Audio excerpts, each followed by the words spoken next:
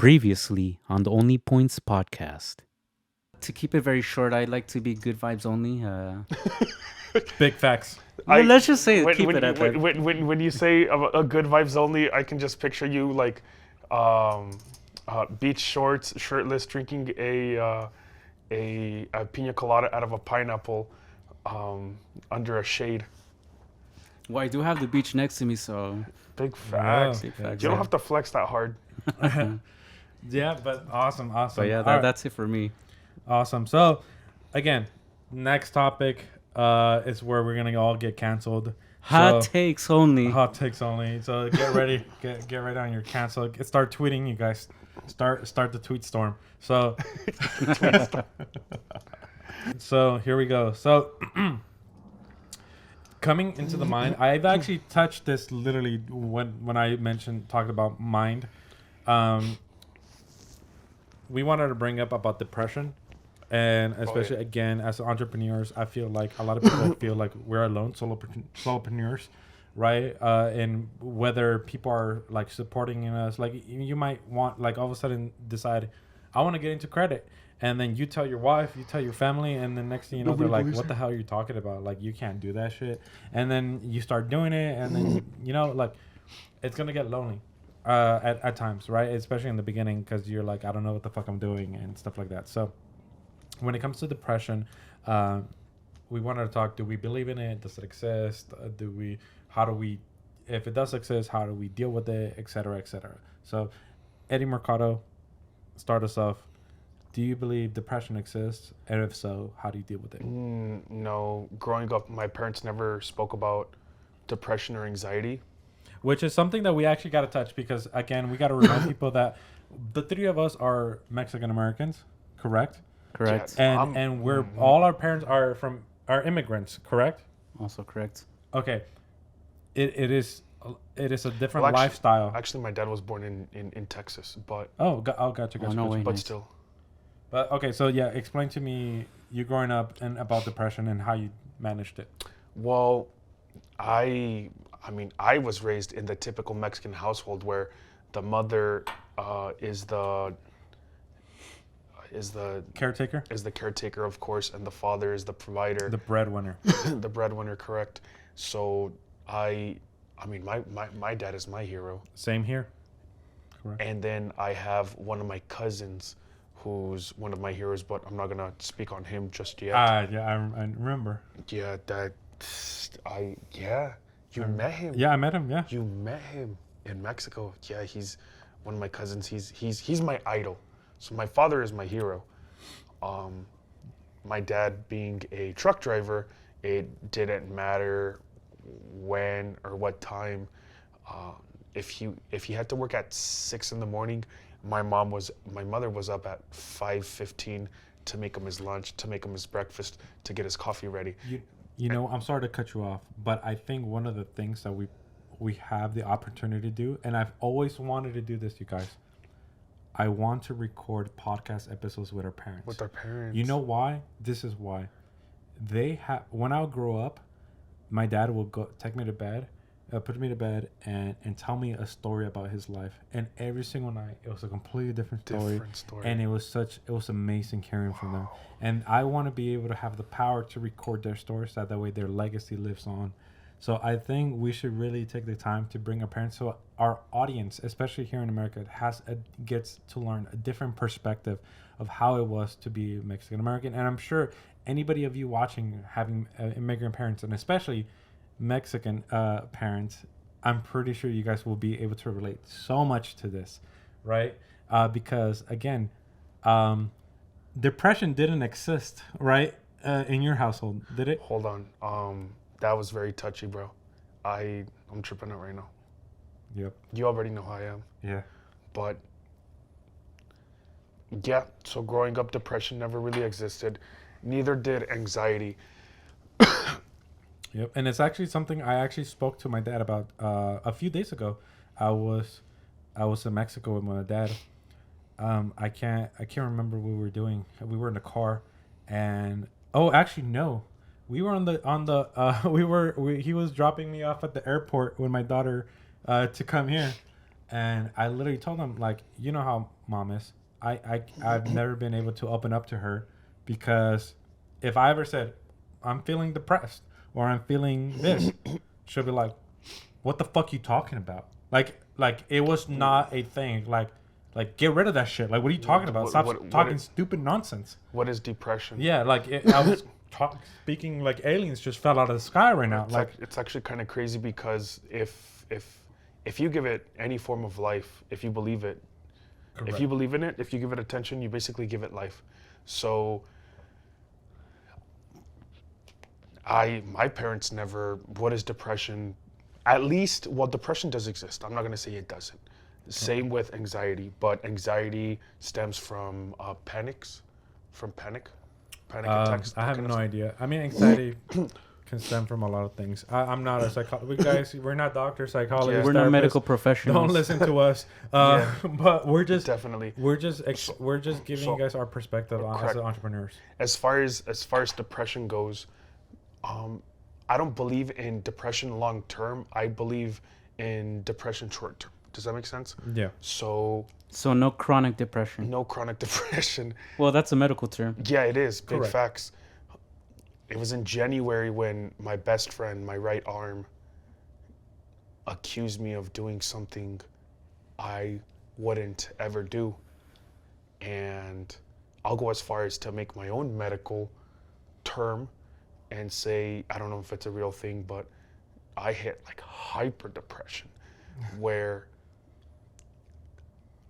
I couldn't believe he was accusing me of something that I wouldn't ever do, something that I spoke to you so about. that happened to me as well when again, the rule of why do I no longer hang out with somebody that cannot pick women is because my best friend for 6 years was that. He was horrible with women.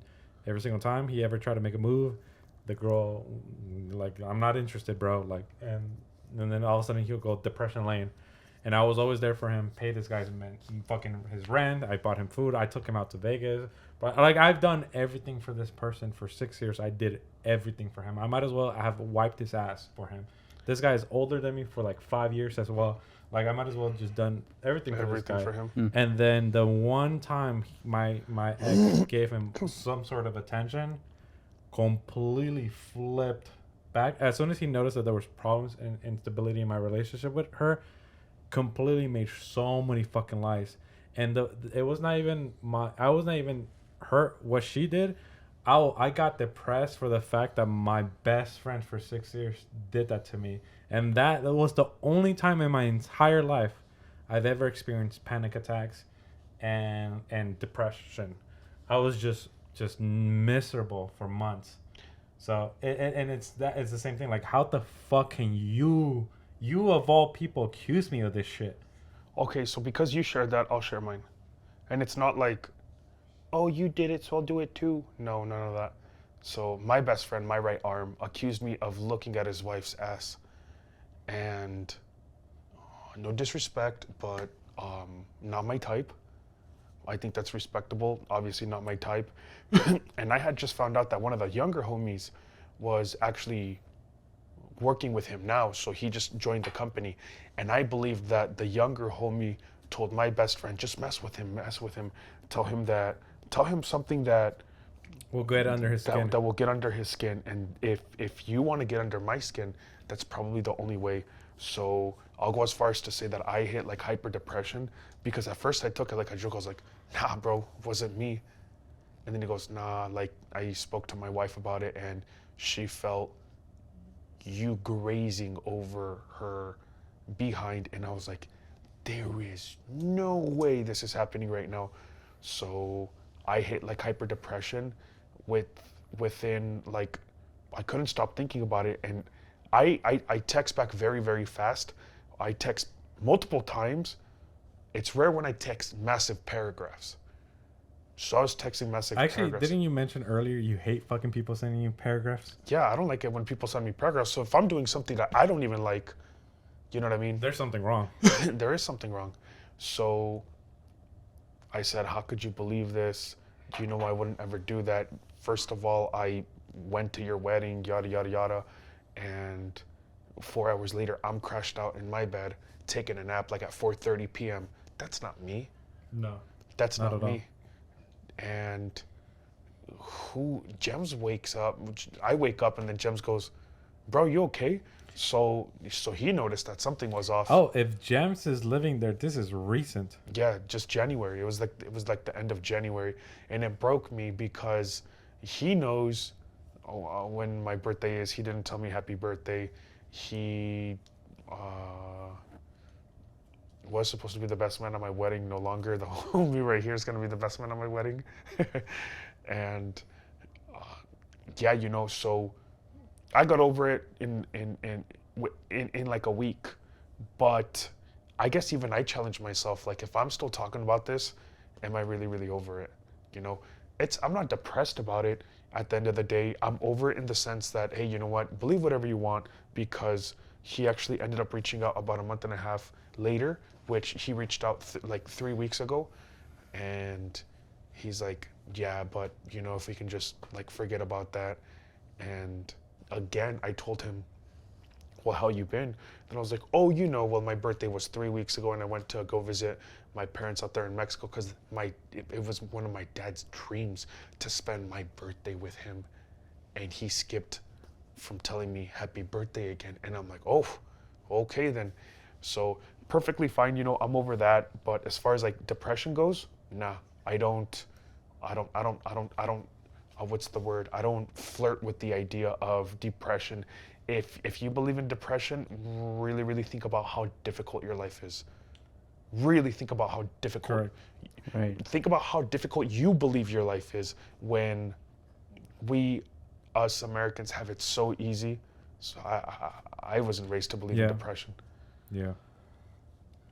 Want me to talk about it? Yeah, absolutely. So for myself, I did not realize that I did not believe in depression until somebody said it.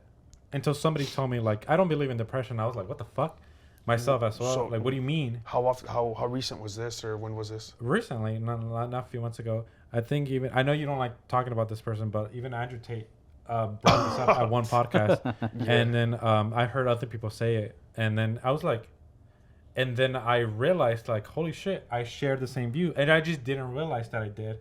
And here's why. Let me give you guys some examples out of my life that made me realize this.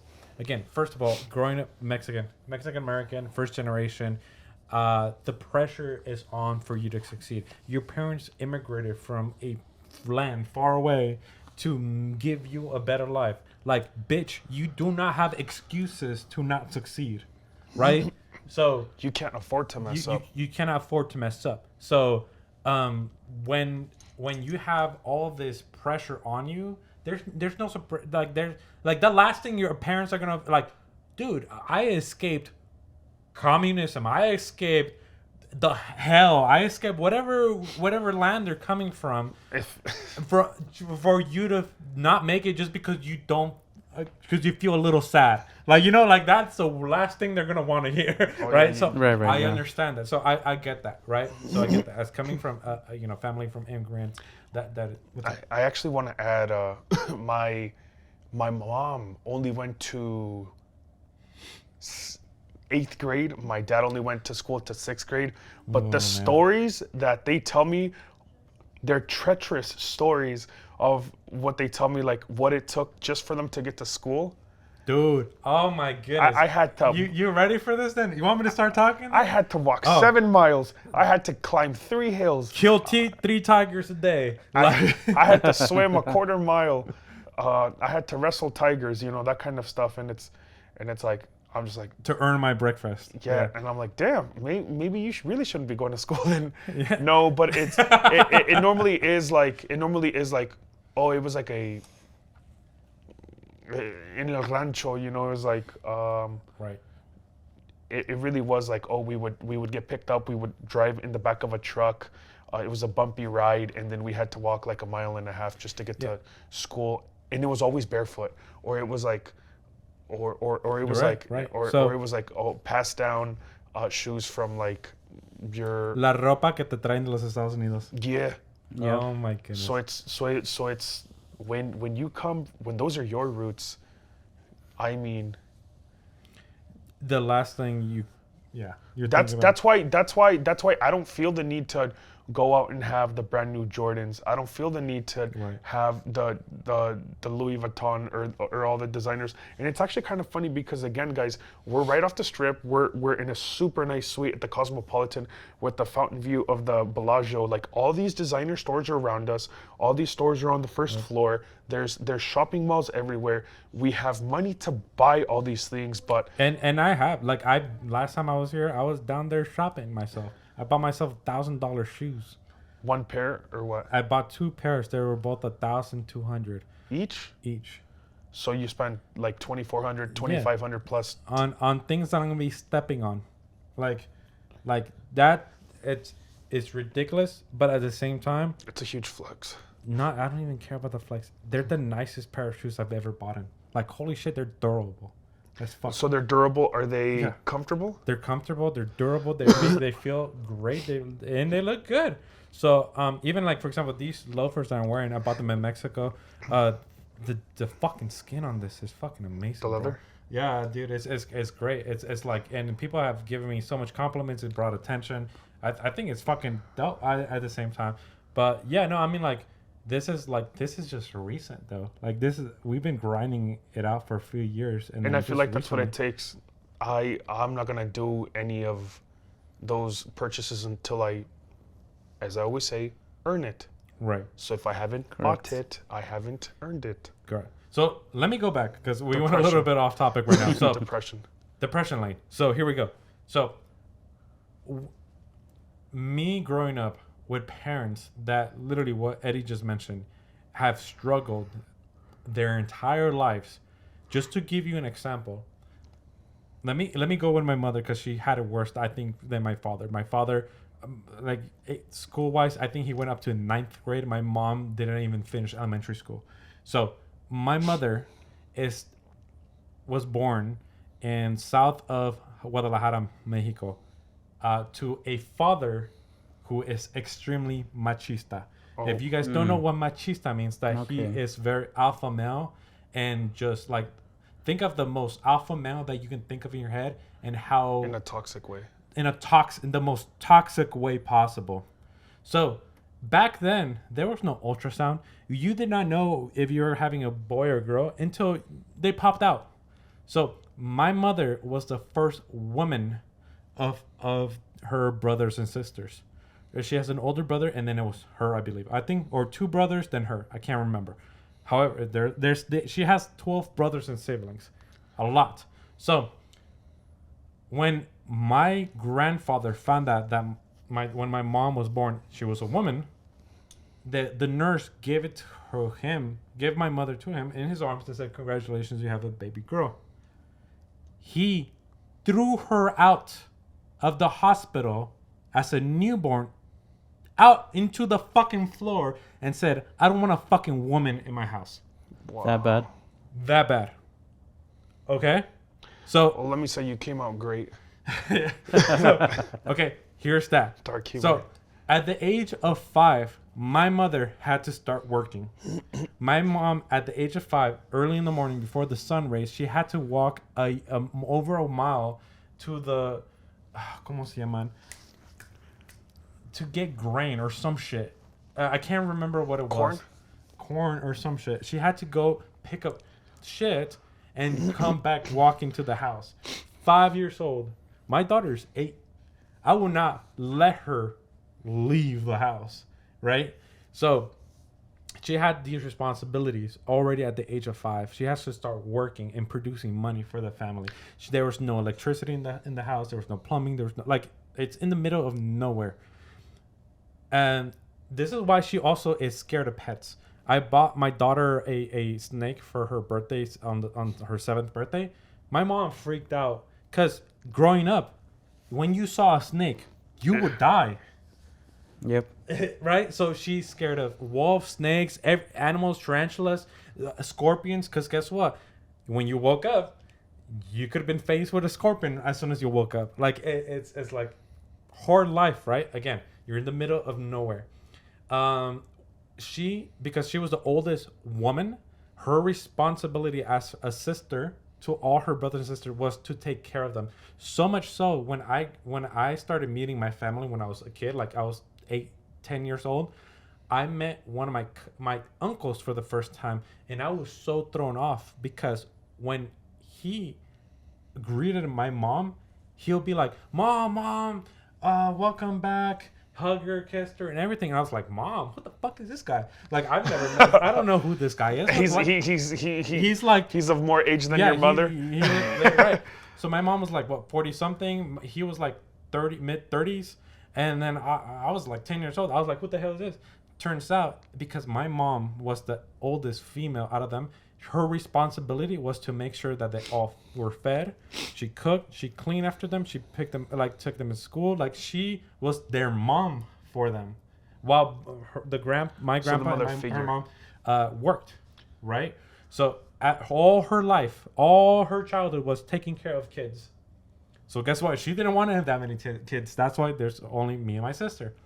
Enough is enough. Right? So I think that's cool though. It's only 2 of you guys. Yeah, it's cool. It's a boy and a girl. But again, yeah. So and then eventually she was able to move here. She worked she worked in the hotel. She would clean the rooms. You know, very typical immigrant job.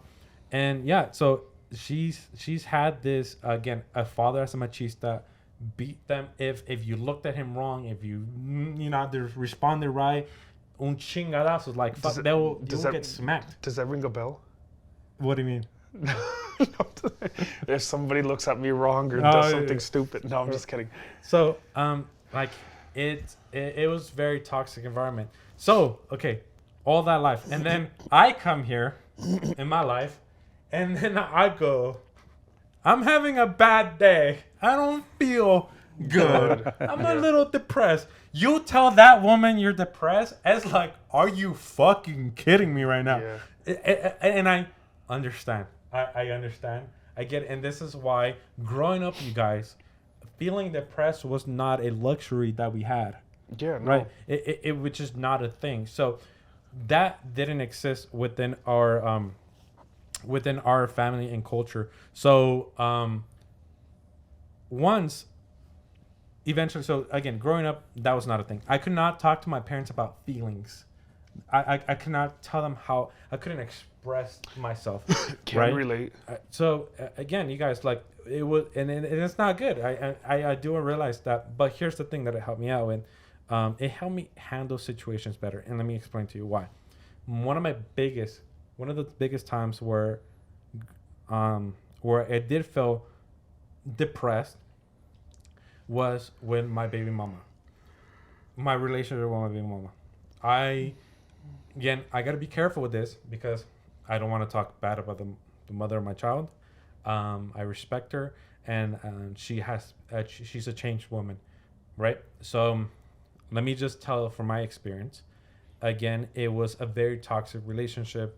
It was very emotionally and physically abusive, and it was just not good. It was not good.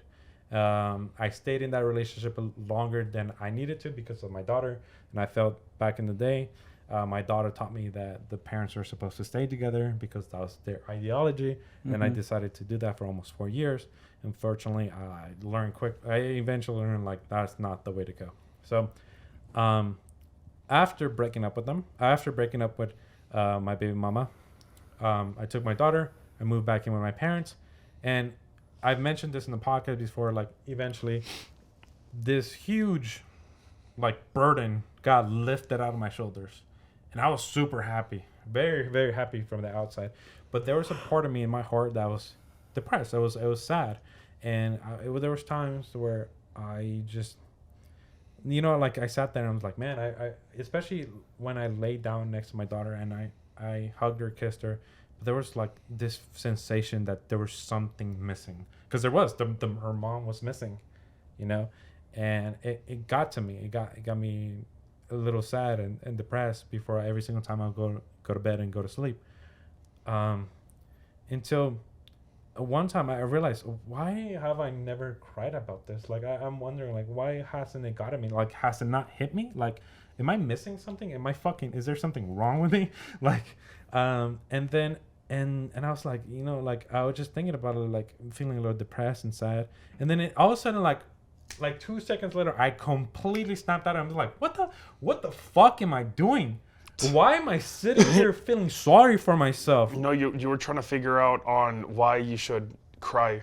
Right? Yeah, exactly. I was like, what the hell am I doing? Like, first of all, and I was thinking, like, I'm super rational with my emotions. I'm like, if I get sad and depressed and I start thinking about it and I allow this to depress me, I almost see it like the other person is winning. Like, for example, if somebody's trying to get you mad and is trying to bug you and tease you and trying to get under your skin, when you get mad, you're giving them what they want.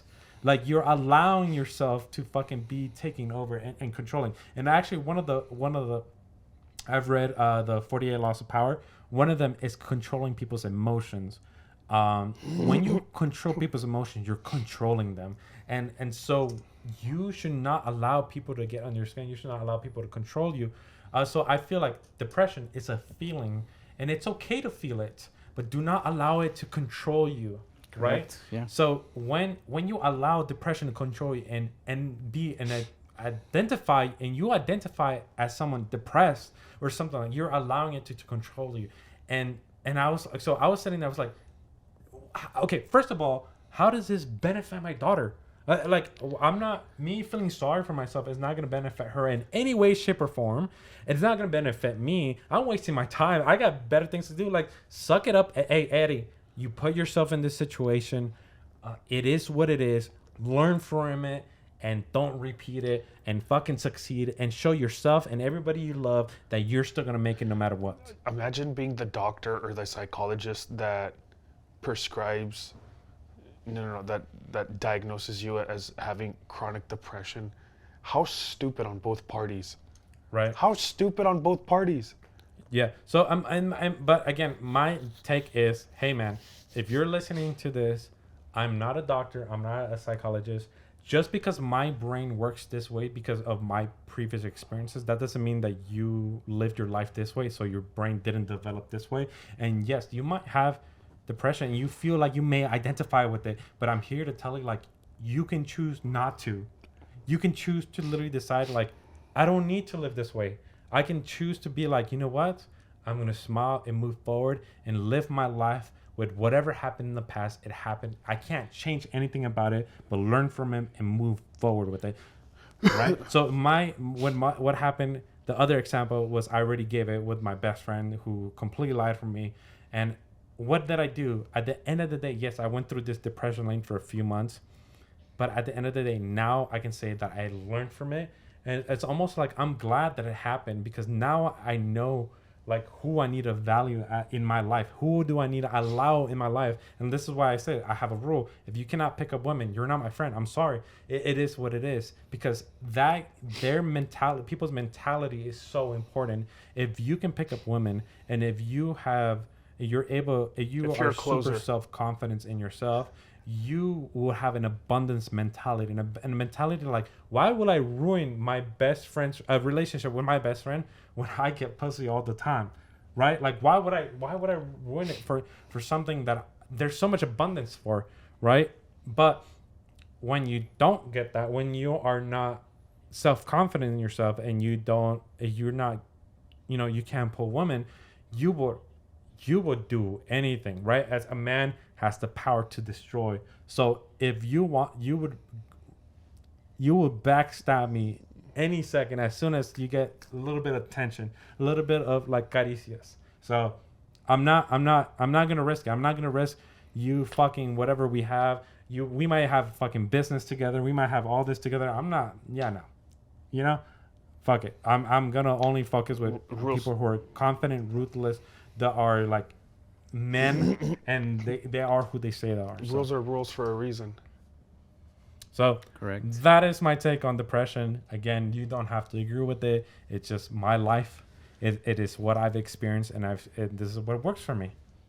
And if there's anybody listening, I just hope that it allows anybody listening to this to be able to realize that, let me give this a shot. And if this works for you, and if it only works for one person, it did its job. It did its job. But if not, if it doesn't work for you, if you can't just like all of a sudden snap and be like, decide, don't need to be this way, don't need to live my life this way. And again, it doesn't happen overnight. But if it does work for you, great. If it doesn't, hey, at least you give it a shot. Let's find other methods to make it work. All right, what about you, man? What's your take on depre? I think you guys, we've all gone through depression, right? You know, I'm not gonna say I haven't because I have, and Was it long term? no, of course no, of course not. I How dare wouldn't let you? myself. Yeah, How dare you? Dare ask me you that? assume? No, I'm playing. But yeah, I mean, I'm not gonna go into it in detail, but it's because getting out of a relationship, you know, for me it was a little bit sad, and I did let it get to myself. But then, you know, I started thinking more about like, if we broke up, then I think that was for a reason, you know. And I started to think about what those reasons were, and I think, and I came to the conclusion that it was for the better, you know. It allows me to go into learn more about myself in terms of business, about what I really want for myself, what I don't want for a relationship. I grew from that. So I think it was important, you know, that I went through this short depression phase. And I always say if I can feel some type of way, it's what allows me to know that I have a heart. But from what you've told us, your past relationship wasn't too supportive of business. Oh, And- same here, bro. Same here. Like your Yeah. most recent? The girl you met when you came to my house in San Marcos, she did not like me being an entrepreneur. Wow, Yeah. what a safe. Yeah. So exactly. So I totally understand that. It's like she wanted that guy who worked 9 to 5, and Yeah. as soon as she got home, like No, we were free to do Yeah. whatever the fuck we wanted. absolutely not. So what? How long ago was this? I remember we talked about this in the podcast, like one of the episode 3 or whatever in New York, but this was back in like, we started dating in like 2017, stopped 2019 or so. This was like 2 years solid. This was pre-COVID, so Damn. two You guys- and a half. You guys barely missed Point So to that. three. decades ago, you guys. So were you? It's a It decade does ago, seem wow. like it. It does seem like it. I can Yeah. promise you that much. You guys weren't hitting each other up like during COVID, sneaky linking. None of that, no. It was only until recent, like since that we started like talking normal again, you know. No. No, that's where it Bad, starts. Alexis, that's That where is- it No, but like nothing, right? You're just like as No, friends. no. What? That's where it starts. Yeah. What I would starts? Now. Because here's I'm the- not looking for anything. I'm- If you're not, if you don't realize it, that's the problem. Yeah. So here's Hold here's on. okay. I value my time, Okay. right? If this person is not gonna add any value to my life, why am I wasting every single second that I spend talking to them? I'm not devoting my life to them. I know, no, in you don't any have way. to. No, you don't have to at all. Okay. But like even with my last relationship, I completely stopped talking to her after a minute. That was sick to witness. Yeah, I actually the last time I spoke to her was actually last year, because she got something in the mail that was my daughter's. I had to get it. Yes. And we ended up grabbing food, catching up, cool, everything. It was just that one time. We didn't do anything. I went home, and then literally she bugged me for a while. When in the beginning of this year, she messaged me like, "Hey, I'm taking a week and a half off from work. I want to see you. I want to spend this entire week with you." And Like that's actually she sent me disrespectful. text message, and what I did, ignore. And to be honest with you, I felt bad. However, I was like, if I respond and I still keep seeing her, first of all, it's gonna be a waste of my time because this relationship it's never gonna come back. It's not gonna be healthy for me. Why would I hurt myself? Why would I take time away from me and hurt myself emotionally again? Because guess what? Seeing her again and spending time with her is gonna bring up emotions from It's the gonna past. spark something. It's gonna do something. I might sleep again, and then you know, like, why would I do that to myself? Like, put myself through the ringer again and go through the same emotions that I experienced when breaking up with her. And, you know, so it's like, and why would I give her everything I worked for when she did not believe in me, right? And get the benefits of after I make it now, right? So like it's like no on so many levels, bro. Like you gotta give yourself so much more respect. Be like, just no, like fuck, like no, like even if it's a hey, how you been doing, whatever, just don't waste your time, bro. Like who gives a shit what she's doing? Correct. I still, hey, if you're watching this, I love you, I care about you, I want the best for you, but you know, like you didn't support me, everything ended up wrong. And this is why we went our separate ways. The train left the station. Right? So it's like, it's just, I'm not gonna waste my time, bro. Honestly, I get what you guys are saying, but at the same time, this is honestly, it's like you're gonna do whatever you want to Correct. do. This is just a suggestion. It's not not advice. It is a suggestion. That's how we've handled it. Because remember, no, I get it. Remember. I get it. we're in Vegas. We are in Vegas. Okay. I mean, I get your point of views, but like I said, I know where I stand between this person and myself. You know, Okay, cool. I know my intentions, and I know her intentions. When you mean you're talking to her again, Intentions can be it's pure. like, okay, do you talk to her on a daily basis? No, Once a not week? even on a daily basis. Once a month, like, or like every Like spur literally of the blue moon, like, hey, I occasional thought about you basis, today like or something. Oh, well, we just like an update. That's it. Like, Do you feel anything when no, you don't feel anything when you get a No. text message? Damn. All right, well, You know, because I'm telling you, like, I'll tell you. I already went through this experience. You know, like You know I what? went through this short-term depression, and I told you, like, I asked myself several questions, and I got those answers from myself, and I know where I stand. You know, so It's actually kind of crazy because sometimes they always come back. Literally, they always come back, especially when they see you being super successful. I get it. When they see like you're going on all these trips, you're doing. or when you see other people, it's so fucking funny. Yeah. And she's actually, it's funny because she's not the only ex that's hitting me up recently. Mhm. And it's, Yeah. So for me, they always text me, and it's like I'm the type of person that'll delete all your social medias and your phone number, correct? Okay. So when I get a text message from the 209 area, I'm like, who could this be, honestly? So I'm like, so I got a text message, hey, how are you? And I'm like, I'm trying to like, well, we don't memorize phone numbers anymore, really. correct. But I'm just like, like doing well, staying busy, yada, yada, yada. And then it's like, yes, I've seen. And it's like, who is this? Because I'm that type of person that will read how somebody texts, correct? I'm like, this isn't how this person texts, so that eliminates that person. Oh, this So is you can kind of figure like, it out. You Basically. don't straight out go like, don't have this number saved. Who is this? sometimes yes, sometimes no, just honestly depending on how busy my day is. But then it's like, and then I normally be like, once I almost figure it out, I send that name. It's like pretend this person's name's Melissa. I'll be like, Melissa ?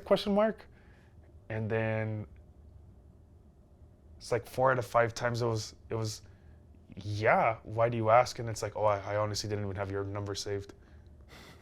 And then it's like, oh, it's like that. And it's like, I don't respond back.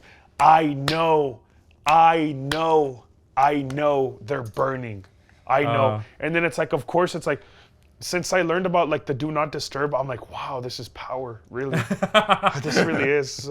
But I don't normally put my phone on do not disturb. I just put don't send read receipts, don't send message notifications or that kind of stuff. Right. But too Okay, much yeah. about girls, honestly. Like I'm over this topic. Yeah, So same. depression is short term. So I don't give it life. I don't. If you're Don't give power to something that takes power away from you. You guys. correct. You guys got to take control as much Stay as in possible control. from your life as possible, and it's more like it kind of is like a victim mentality if you allow yourself to say like, oh, I'm depressed, so therefore I can't do X, Y, and Z. It just, again, this life is hard, you guys. Even though we have it a lot easier than everybody else out there, I'm not saying that America is the best, because there is some countries out there that are amazing and profitable, and life is great out there. But again, you know, 50% of the world out there, it's the majority of a lot of other people around the world have it a lot harder than if you're watching this podcast, most likely. So again, count your blessings, you guys. If you wake up, it's gonna be a good day, right? You already fucking a lot luckier than a lot of people that didn't wake up today. So it could always get worse. So again, you guys, don't Just make it better. Yeah. So again, just I hope this helps out anybody listening, to this. But awesome. So next topic is you wanted to bring this up, Mercado, is this is just you, to be honest with you. You don't accept apologies. I don't. From people. It's more like I don't. Okay, I see it, because for myself, I don't want to hear excuses. Look, there's a huge difference between an accident and purposely doing things out of spite, and but regardless of all, the biggest example that, well, first of all, I don't like the words "I'm sorry." I like, relationships have failed because I don't say those words. If you don't apologize right now, this isn't going to work. Well, it's not going to work, because I'm not about to I'm not about to get manipulated into saying something that I don't want, something I mainly and more so don't believe in. But this is the prime example. Say the both of us are working in a restaurant and we walk past each other. You're busy, or your hands are busy, and I walk past you and I bump into you. You know I bumped into you. I know I bumped into you because we came in contact. Correct. You were busy. You were busy. And I wasn't. I was just walking past you. Two things are going to happen. You're going to get mad and you're going to expect an apology, or you're just going to forget about it. Yeah. Correct? Personally, I'm probably just going to I don't. But you bring it up and you say, hey, you know what? You bumped into me. I'm going to say, well, what do you expect? Oh, well, I expect you to apologize to me. I would say... Okay, I don't even... That already sounds wrong to me, because it's like this whole expectation thing. People don't fucking owe you anything, bro. Like, correct. But the thing is, a lot of people are entitled. Yeah. So it's like, so I'm going to say, well, what do you expect? And if you say, I expect an apology, I'm not going to say, I'm sorry. It's like almost like saying like, it's like when you do something bad to your girl and she says, buy me flowers and it'll make me feel better. No, like you don't get nothing. It's like, and it's like I'm gonna buy them for you whenever I want to, because I wanted to. I'm not gonna apologize because you want me to. But what I will do, this isn't an apology. Well, this is the only way I accept apologies. I don't accept I'm sorries. I accept apologies in this sense. This is what I would say. You know what, Eddie Garcia? I didn't know I bumped into you, but in order for me to help prevent that from happening in the future, I will pay more attention to my surroundings. What sounds better? I'm sorry I bumped into you, or it's my fault that I wasn't paying attention to my surroundings. I'm going to pay more attention to help. And you're going to be doing something about it. Yeah. Because I know this scenario sounds stupid, but it's you're trying to imply to anything that happens where something goes wrong. The point is to help prevent something from happening again. Right. Say, what's another example? I mean, like for somebody, if somebody, like let's say you have so for business owner, you have an employee, they show up to work late every single time. The last thing you want to hear is, "Oh, I'm sorry." I'm like, sorry. No, I'm like what the fuck happened? How can we fix this? How can we make sure that it doesn't happen again? Boom. Period. There you Boom. go. That's it. Like, hey, you know what? I have to get to work on horseback, and. I have to get to work at horseback, and it's like, oh well, let's see if we can figure out a different way of transportation for you, Correct. Or if you can't, hey, I guess this is not for you. Exactly. Period. So as far as like apologies go, as far as people saying, "Oh, I'm sorry about this. I'm sorry about that." I don't accept that form of apologies. The only forms of apologies that I accept are the ones that come in a form or in a way for you to help prevent something from happening again. Or it's also like getting cheated on. Imagine you get cheated on. Oh, I'm sorry, I did that. Well, I'm sorry. The damage is already done. You know, what are you gonna do? Well, first of all, I don't accept nor tolerate that, any form of that. So it's like, Correct. imagine being a little beta that gets played with, and you get cheated on, and your girl says, "Oh, I'm sorry, I did that." Oh. Yeah, I used to be like that, bro. Like I used to just allow apologies. I used to allow like, hey, how can we fix it? And then it would just never get fixed. So again, this is what I'm saying. Like this, I told the girl I'm seeing right now, this is what I expect. If you don't want this, cool. If this happens, I'm leaving. Like straight up, like this one wrong step in this direction. Hey, love you. Good luck with life. I'll see you in next life. Maybe. Right. But yeah. So Yeah. but that, yeah, that's pretty, she was like, wow, like really? I was like, yes, I have standards. I'm sorry, like I'm not allowing this anymore in my life. I'm just done with it. I'm not gonna allow it. And you know what's actually kind of shitty, that people, well, those people be like, well, I'm not your ex, I'm not your this. I'm Oh not yeah, your no, that. that's And it's fine. like, I'm not honest- saying you are. I'm just saying that like because of things that happened to me, I have standards now. Hey, surprise, right? Hey, that's a good thing, right? I know it sucks. This is who you get, but Right. this But is all if you this get. is not who you want, then the door's right there. Perfect. Yeah. So there's Perfect. no apologies here. Correct. There we go. What do you? Yeah, I mean, I agree with your points. Backing it up instead of apologizing, it's just find a way to fix the problem. If there's a problem, fix it. There's no need to apologize if you're late to work every day. Figure something out. Yeah. Maybe you're having issues with your car. Go fix it. Something. Like go to work Yeah, 10 minutes earlier. Something. correct. Even as a business owner, even if somebody messes up once, I don't just want to hear, "Oh, I messed up. I'm so sorry. What did I do?" No, I don't want to hear that. I want to hear like, "Hey, man, this happened.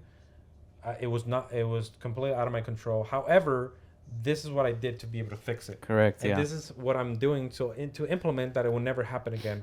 I'll be like, "Wow, great! I'm glad it happened now because now we learned, right? Yeah. Now I'm glad it happened because now it happened once, and now I know for a fact that it will never happen again, right? But if it's like, oh, I keep fucking up, I don't know what to do, then that's not the type of mentality I want as for an employee. The homie's Correct, probably yeah. depressed.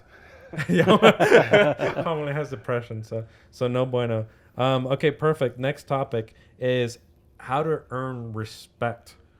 How to earn respect amongst your peers in your relationships, etc. Which is, I think we kind of we've been talking about we mindsets, how you view yourself. Because I'm gonna lay it flat real quick. It took me 20-something years to figure this out, but the way you respect yourself is how others are gonna respect you. Period. We can probably go to the next topic right now, but we want to elaborate on this. Let's start with you, Credit Jacker. How have you felt like you've earned respect from others, and how have you gotten respect from how you gotten respect from others? I think one of the things that you need to do to gain respect from others is to have value in what you do and be a master at what you do, right? Because I think we're all masters in our own ways, right? And some of it overlaps, correct? Because we're Correct. masters in The credit shared space. Exactly, shared In the same industry. Yeah, so we have a lot of respect for each other because we know, that we know basically the same things, or Because we know there's A a lot lot of of different pork. things. There's a lot of pork out there. There's a lot of pork, And yeah. we're top steak, right? yeah. Only A5 Wagyu, no pork. Big facts. Big facts, and I think that's a big part of it. You have to show your mastery, and when people see that mastery that you have, they get that respect for you. You build rapport as well, and I think that's a big part of it. And I'd say so. That's the big thing for me. Correct. Awesome. What about you, Eddie? Mercado. Everybody obviously knows that I have boundaries. and I have expectations, but the hardest thing is that I actually enforce them. Correct. That's true. I think that is very, very. So here's about respect, you guys. You guys need to have strict boundaries for a lot of things, and it's hard to set them early on into a relationship because it's like I've seen this implemented before where it's like, oh, you want to be in my life? Here's a book, like an actual PDF, like of all the rules and what do you need to do in order to be around me, which. First of all, that fucking is like mad respect. But like, holy shit, for me to be in your life, like this is very detailed. This is amazing. This is great. Right? First of all, that shows like, holy shit, you're someone like up there. And then second, all of that will fucking fall down the drain if you do not enforce them. Mm-hmm. Because if you have, for example, super simple, you have a relationship. Let's say it's a woman, and you say the rule is you can't cheat, and this is what I consider cheating. And the moment she breaks it, and you find out and be like, oh well, wasn't that bad? Their respect for you just goes down the toilet, bro. Right. Their respect, like, oh, if he allowed me to do it once, there goes. I'll get away with another. I can get away with it again. And again, and they're going to try to see how far they can get away with it. Mm-hmm. So you have to have respect for yourself. You need to be able to have strict boundaries and be able to enforce them and have equal punishment for what happens, right? Correct. So if it's something minor, you need to be like, okay, cool, you know what?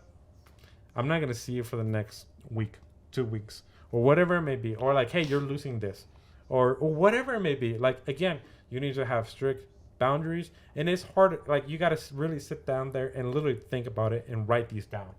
Right? Because you're not going to remember all of them. Right? But you got to really sit down and think, this is what I like. This is what I don't like. This is what I want to. This is what I'm willing to tolerate in my life. This is what I'm not willing to tolerate. And everybody's book is going to look different. There's going to be things that Eddie will tolerate and not tolerate, and there's going to be things that might be different for me that I'm okay with and I'm not okay with. So everybody needs to sit down and be like, this is what I like, this is what I don't like, and this is how I'm going to enforce them. And if you, again, the enforcing is the big key here. Correct. So imagine, so here's the thing with me. Imagine if the prison guards didn't enforce the rules in prison, they're dead. No, seriously, just imagine. I think that's to its extremity, correct? Right. Yeah. If there's a period, during the day and at night when it has to be dead silent. Even if somebody makes noise, all it takes is one person. I believe everybody gets in trouble.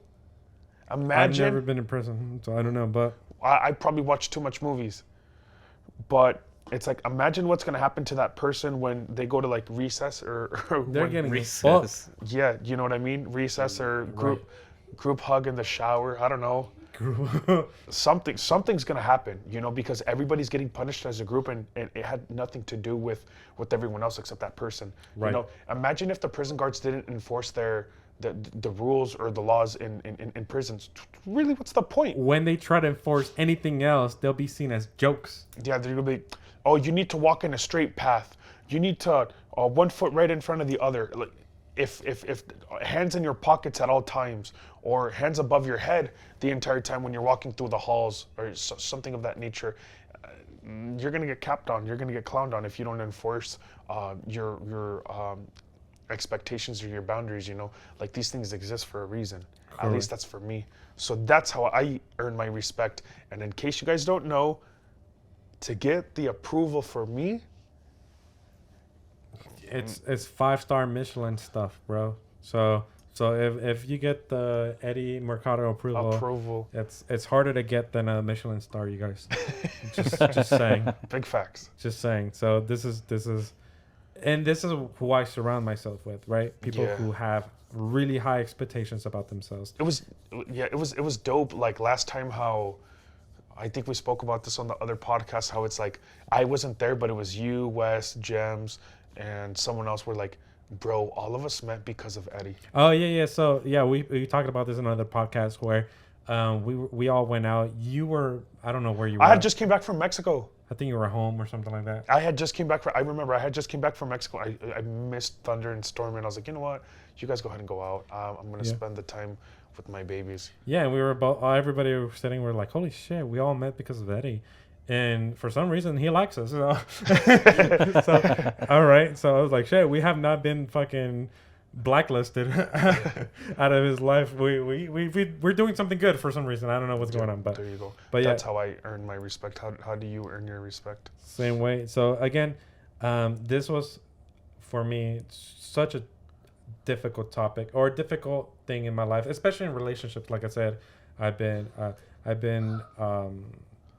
taken advantage so many times just because of the big heart that I have, and that I don't value myself. And again, it's not the right way to live. It's not the right way to have. So it is something that I keep working on. It's a work in progress for relationship wise. For business life, it is again that stems over, and I wish like I had the balls and the integrity that a lot of my business partners have. Like Sean Adams, Jesus Christ, gotta give it a fucking hats off to that guy.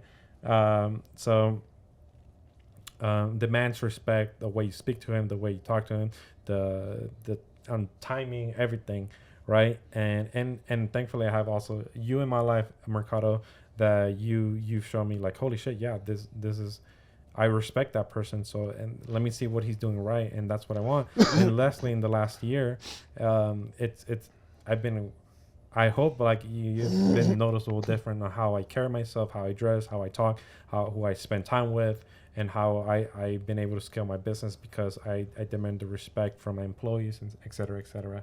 So yeah, I mean, it's been a difficult journey for me, but it's a work in progress. I can always get better at this. Do you remember it was me, you, and like two other homies when we left Zouk nightclub after having like 2-3 drinks? It's like 3:30 in the morning. The only thing that was open is the pizza.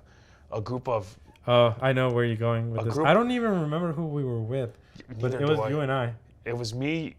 It was yourself. It was myself, and it was like two other guys. Yeah. It was like two other guys, and a group of fine girls walked by, and I was like, "Hey, come here!" And then one of the cuter girls like goes up, "Can I have a slice of pizza?" I guarantee you, if I wouldn't have spoke up, they would have said, yeah, but we were hungry. I said, we're actually really hungry. And then she goes, so I can't have a slice? I said, nah. And then she left. She was like, so just imagine what that did to her ego. Yeah, fucking down the drain. Down the drain. She was probably like, that asshole. Who do you think he is? Does he know who I am? I don't know who I think I am, but I can promise you one thing: is I had a full belly. You know what I mean? Yeah. It wasn't a Sicilian. It was a not a smacker. It was a pint.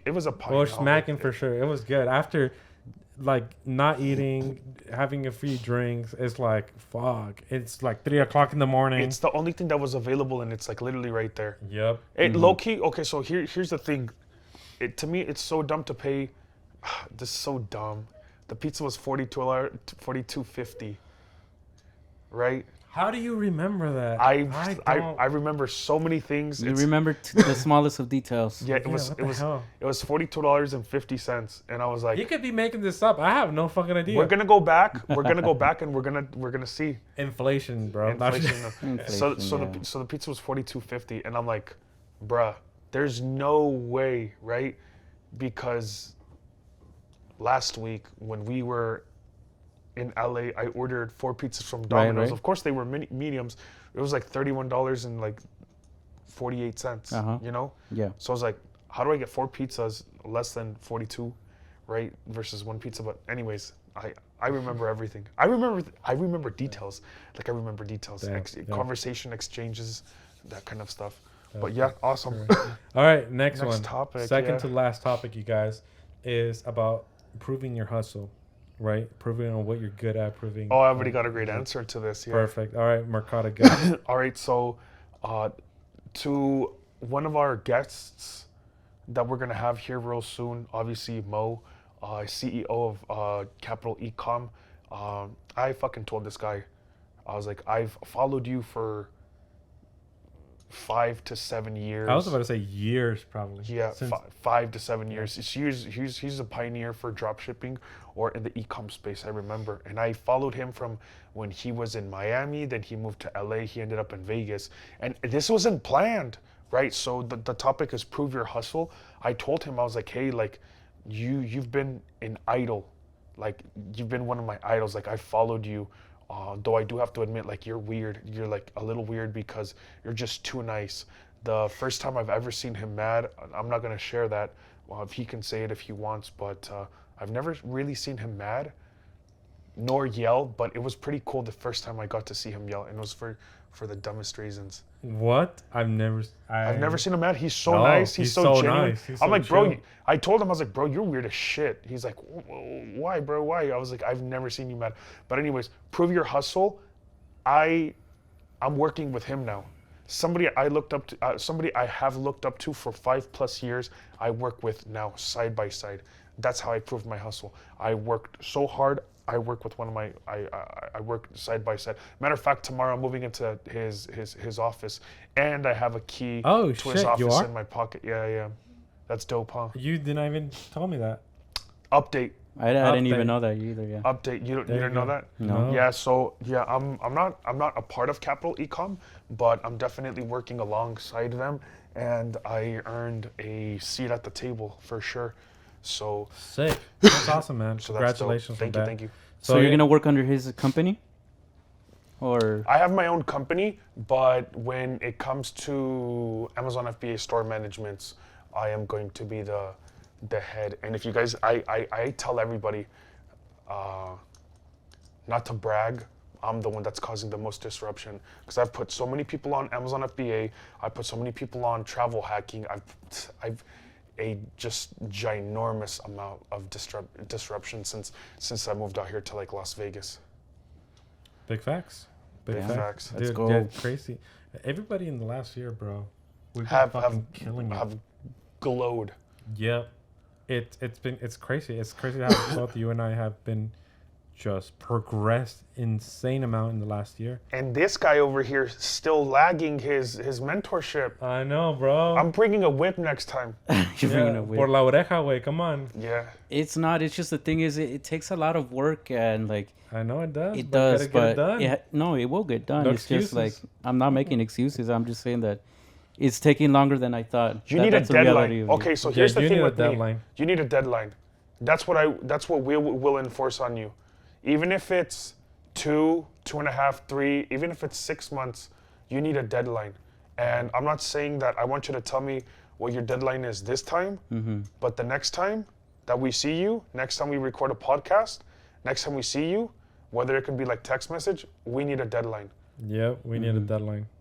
Like we really do. It's hard to promote you when it's like, well, I have a fuck, plan. what do you do? I have A plan is good. No. I So have what's a the plan. end of the plan though? What do you mean? What's the end of the plan? When the end of the plan should be when When your it gets course released. gets released. Yeah, so I think I haven't talked about it yet, but my plan is to do like a. You guys have seen the videos of the Jordan guy in the ice tub doing it every day, no? Jordan in Canada? Peterson? Jordan, no. Iceman? Yeah, no.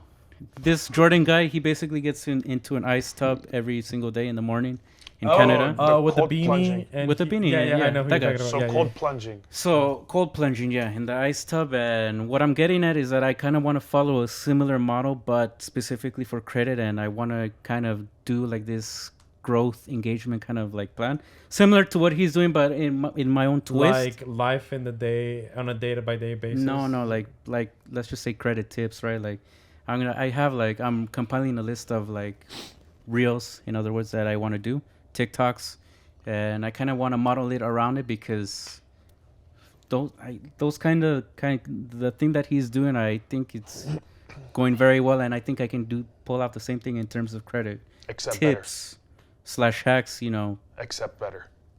Yeah, of course, yeah. But why are you going to release that for free when? Well, I understand. It's not going to be free. It's going It's to be going to like be exposure for sure. yeah, but exposure. when is your course going to come out? It's gonna be along the way, so like I don't know a date yet, Do you have but a it's gonna be vicinity? along the date. Do Huh? you have a vicinity? Like next month, No. next 4 months, 5 months, 6 months, next year. When is this coming up, bro? Because the thing with me is when I said I'll say this again. 7 people begged me to put out a travel hacking course. Guess how many people out of those 7 bought my travel hacking course? 7 people begged me to put out a travel hacking So course. all of them. 0. 0. I think you told me this before. I don't- 0. But do you know how long it took me to put out the travel hacking course? Like A month or two? a month and a half. A month and a half. Yeah. And it was kind of dumb because I just took my previous travel hacking PowerPoint. I said, you know what, this is too bland, because the thing about a PowerPoint is you do bullet points, and of course if you're presenting a PowerPoint, you're obviously going to be speaking off the bullet points, correct? And it's Yeah. like you might see a bullet point, but you're going to speak an entire paragraph. I said, you know what, I'm just gonna make it easier on myself. So I actually started jotting everything. And then it took me about a month and a half. And then it took me 2 days to record. It took my boy 1 week to edit everything. And it was like, boom. Only to get 0 out of those 7 people. I kind of know you guys be watching. 0 out of those 7 that begged me. How much did you sell it for? 15. I'm still selling it for 1,500. Oh, They don't know. that's a steal. They don't know. they don't know what they're getting. They don't know what they're getting, because even a trip to cheap shit Miami, they're gonna spend more than $1,500 on flights and hotels. So just imagine that. And the thing with me is the travel hacking course teaches you core principles and concepts for you to learn the basics And be able to implement. and be able to implement that and go down the rabbit holes. So you're learning a skill for the rest of your life. And that's what gets me. So it's just like, so you don't have a vicinity, you don't have a... I can't tell you a date because I feel like I'm you're not under using my pressure voice. right now, my guy. Yeah, come No, on. I'm not under any pressure. I don't. From us, bro. We need No, something, no, bro. We need substance. We need something, I man. can't- Look. See, we hold them accountable. I don't want you guys to No. think that That you guys are holding me accountable is good, but what I'm trying to say is that like can't rush They're perfection. so- yes, and Look, and then it goes back I'm to the excited same. because I want it. Uh-huh. I don't know, like, I know how to stack credit cards. I don't know how to freaking stack Best Buy gift cards and how to buy Or soccer and balls. fucking whatever you Right, did. right, yeah. That's Dude, we need what that excites me. You're getting 1 CPP to like 8 CPP Yeah, in like 4 different freaking things. So that's what excites me. yeah, and It's a little far. it's just a lot of things, right? So it's so many things that I'm realizing that it's just a bunch of things that It's kind of funny because I'll say this about Uh-huh. Gems shows up the very next day from he was gone for 2 weeks. He's like, "What's up, bro?" I was like, "What's up?" You know, love the enthusiasm and the charisma. He goes, "I'm so excited. I'm 90% done with the course." And I'm like, "Okay, what are you waiting for?" And he goes, "What am I waiting for? What?" I was like, "What are you waiting to release it?" He doesn't want to release it until he's 100% done. And I told him, look, that to me is dumb. Why? Because even somebody as dedicated as you don't even have enough time to go through the entire course for him to. So if he has 10% left, there's no way you can even go through the entire course before he finishes. Right. You know, because there was one time where Gems spoke about 1 PowerPoint slide for 2 hours. So just imagine, he has 13 modules in his next course. 13 modules. I'm not saying slides, I'm saying modules, 13 modules. And he's like, "Bro, I'm 90% done." And I was like, "Dude, I don't know." Like, he goes in depth, you know? Yeah. So what I told him, he goes, "You're right. You're 100% right again, but I'm still gonna wait." And I'm like, you know what? I respect that. Because he's just, you know? He's like, ah. Yeah, he did that. No, I'm just kidding. No, so I think, like I said, pressure, We're applying pressure. So next update should be like, this is Guys, I have a this is date. what the course is gonna be about, and this is when I'm planning to release it. It doesn't have to be an exact date, Yeah. but I think a vicinity, which gives you Yeah. some cushion in the window. Right. Yeah, that's the thing that I kind of want to do because honestly, like I have a lot of, I'm not going to lie to you guys, I have a lot on my plate and that's kind of holding me back. I will let you guys know. So it's So- just, That's for the speakers. it's a lot of time management that I need to do, but you know, I'm not making excuses or anything. It's just the reality of it. And Sleep is great. sleep is great. I like my sleep, but you know, Man, I might have to sometimes- compromise, you know. Yeah, I mean, you might have. That's to why I sacrifice said a it. little bit. There I'm you not gonna go like full on Eddie here. You know? Yeah, no, don't do that. I'm Don't gonna do like a first, yeah. compromise somewhere in between, you know. Well, it's actually sure. kind of funny because it's midnight right now and we're getting ready to go to the gym. Past Yeah, midnight. so yeah, it's already past midnight. So in that case, to wrap this podcast episode up, you guys, the last topic is at the end of the day, you got to provide value. So how do we grow in value?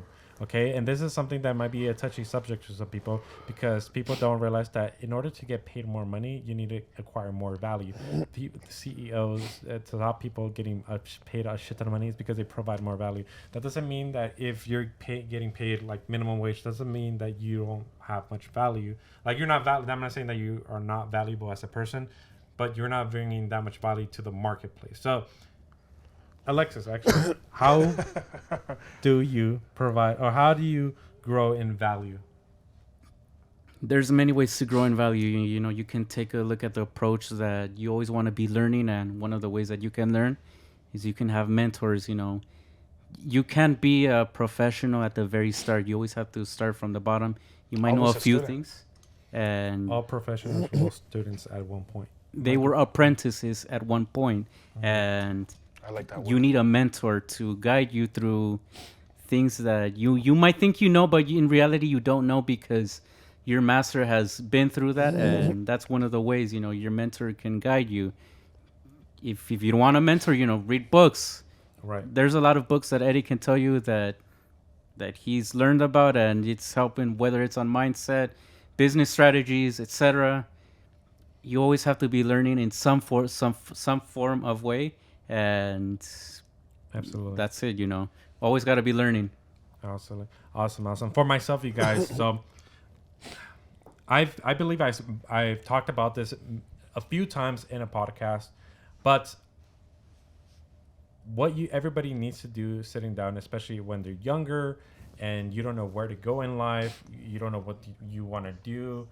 Should I go to college? Should I not go to college? Should I get work at this job? What should I do with my life? Sort of deal.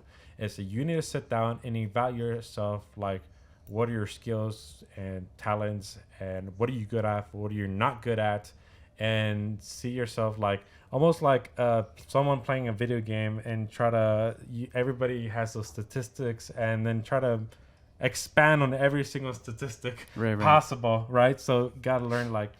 Got to be able to, right? This is why we talk about the mindset.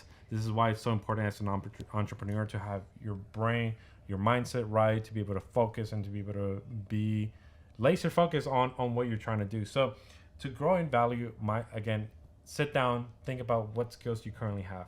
What are you good at? And like, how much money are you making with said skill, right? Is there somebody making more money with said skill than you? If yes, what the hell are they doing differently? Right? How can you learn from them? You having mentors doesn't mean that you exactly need to pay for someone to spend time with you, but even like someone you look up to, like how you said that you looked up to Mo for many years. Have you ever paid Mo for a mentorship? You know what? I haven't. There you go. So, but I'm pretty sure you gained a lot of value by watching him over the years and have. seeing what he does, right? He's very consistent on social media. So, I mean, learning from seeing someone that's doing what you want to do and breaking it down, see everything that they're doing, go ahead and analyze what they're posting, what are they doing, everything about them, and see what you like and try it out. Hey, they're doing X, Y, and Z. Let me give it a shot. Oh, awesome. That fucking increased my revenue, or that accomplished what I wanted it to accomplish. Awesome. Keep doing it, or keep 10xing that, or like that actually fucking put me back, or it just didn't work. Oh, probably it's not the right step for me right now, or I that just doesn't work for me, right? So again, everybody needs to sit down and be able to grow in the marketplace and be able to see, okay, these. So let's say I don't even have any fucking skills. I don't know what, like, I'm not getting paid well at all. What is something that there's a high demand for? It's a high paying skill, and I actually sounds like fucking enjoyable. That's something that I would actually want to do. And at that point, go learn it. Try to get as much free YouTube videos out there as possible. Try to learn it the free way, and then if you actually show dedication, you're like, oh my god, I'm actually enjoying this. Because the worst thing you want to do is spend like $2,000 on a course, and then it turns out you fucking hate it, right? You want to go try to see if you're truly passionate about it. Learn it as much knowledge of it free first, and then get yourself the mentor. And then it's like, give it a shot, take action on what you learn, and then get the mentor. That's my take on it. All right, what was the last topic? How to grow in value. Oh, how to grow in value? Wow. Simple for me at least. So for my Amazon FBA mentorship, I obviously doubled down, and my very first class started in October. From October to December, I had relatively decent results. I got decent feedback. My second class was from January 16th, and it ended the end of February, correct? The growth that I saw from the feedback that I got from my second class, correct? Because I allow my students to roll over always, correct? I got excellent feedback. They're like, you did so much better the second time than the first time. 2 weeks ago, I had a small week selling on Amazon, but it was a big week because I had 4 students sell for the first time since they began the course. So it was a small week for me. It was a big week for my students. But it was a big win overall. It was a big win overall, of course, because that creates a great belief system in my students. They're like, holy crap, I just made my first sale. I made my first dollar in profit. It's funny, Wesley, one of my best friends, my best friend actually, sent me a screenshot. She goes, oh my God, Eddie, I've been selling for a week. I didn't even know. And I'm like, well, are you serious? You've been selling and you've been making money. You don't even know. She's going to be one of our guests here real soon as well. And she goes, yeah, look, my baby sales almost $1,000 in a week, which is excellent. And I keep telling her, you need to go harder. You need to invest more. And she goes, yes, but you need to understand that I'm still not as comfortable, which is respectable. So how do I grow in value? I'm showing testimonials now, and that's key. I think that's massive. That actually, it's also, I think that would be a moment like how it was for me when I used to do credit repair for just my friends and my family and did it for free. And then when I first got my first paying client, and I was shitting bricks, and I was super like scared about it. But even though I already done it many times before, and then I got my results for the very first month of doing it, and then I got good results, and all of a sudden like, holy shit, this fucking works, right? And I can make money from this. I bet you that was like that moment for you. But I was like, holy shit, like what I am implementing for myself, it's fucking working for other people too. And that, I bet you that was such a like a big like, let's fucking go moment. Yeah, correct. Because it's like, if you know the saying, if you say what people say and do what they do, you're gonna get what they have every single time. I follow that principle, and I show them exactly what I do, my processes and everything. I think what they lack is not having VAs, because although VAs are cheap, they're not selling consistently. Right. But having great VAs is obviously the life hack. You know, I owe it to my VAs. My VA team know how much I love them. I'm gonna visit them in August. Again, oh, we going back to the Philippines? we are going to the Philippines in August, because I am projected to hit 7 figures in sales in August. So I told them, if you guys help me do this, I'm gonna take you guys out for an entire week. Another thing is to my best, to my highest achieved student. I'm gonna. They don't know this, but I'm gonna tell them this. I'm gonna fly them out as well for the entire week, which isn't gonna cost me much, but it's huge for them. You know, something that I always tell people, or my students actually, the day that you get your very, very first sell, you're gonna get the feeling, you're gonna get the rush of energy, the burst of energy to run 10 miles in one direction and run without water. You're just gonna wanna run. Cool. You're just gonna wanna run and run and run forever. You're just gonna laugh. Oh my God, I really did this. Like I really, really, really did this, and it's crazy. I remember, to me, selling on Amazon, I always wake up, I refresh my Seller Central app, and it's like I wake up to money every day. Almost every day, I guess you should say. But the thing is, like, there are days where I do get like 0 sales, but I mean, that's just because inventory is checking in, but literally it's amazing. Cool. So what you're telling me is that you're gonna be flying me in pretty soon. Got it. Hey, if you're, so I am going to be managing a store. Yeah. That should have been one of the updates too. I do have inventory for you to purchase, which is exciting. Dope. We're ready to roll. Like, we definitely are ready to roll. Garen, I need to get him to apply to open up his store. There's, oh my gosh, April 1st, Samtech is moving into the Palms. I'm pretty sure we're gonna have them as guests. I can't wait for you guys to meet them Nice. as well. Guys, it's rolling. So with that, I think it's the perfect time to go ahead and wrap it up. Yes, I'm sir. super excited. go. Always providing value. I hope you guys don't listen too much about what we say. Remember, this is just our take. It is a hot take. It's a sensitive subject. Could be controversial in some ways, but like, thank you guys so much for tuning in this week.